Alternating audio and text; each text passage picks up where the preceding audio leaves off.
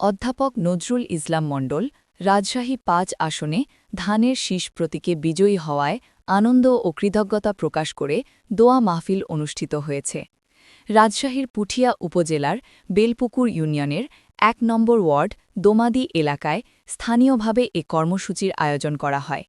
স্থানীয়ভাবে আয়োজিত অনুষ্ঠানে প্রধান অতিথি হিসেবে উপস্থিত ছিলেন সাবেক চেয়ারম্যান আব্দুর রাকিব। বিশেষ অতিথি হিসেবে উপস্থিত ছিলেন ওয়ার্ড সভাপতি ও চেয়ারম্যান শাহাদাত হোসেন, জাকির হোসেন এবং মোকসেদ আলীর সভাপতিত্বে দোয়া মাহফিলটি অনুষ্ঠিত হয়। অনুষ্ঠানে স্থানীয় নেতাকর্মী ও সাধারণ জনগণের অংশগ্রহণ ছিল লক্ষণীয়। প্রধান অতিথির বক্তব্যে আব্দুর রাকিব বলেন, এবারের নির্বাচন জনগণের বিজয়ের নির্বাচন।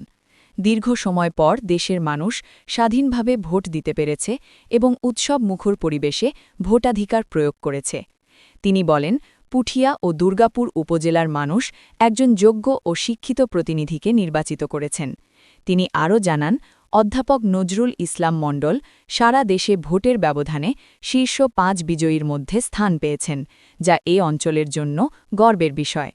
অনুষ্ঠানে বক্তারা নতুন সংসদ সদস্যের সুস্বাস্থ্য ও সফলতা কামনা করেন এবং এলাকার উন্নয়ন অব্যাহত রাখার প্রত্যাশা ব্যক্ত করেন।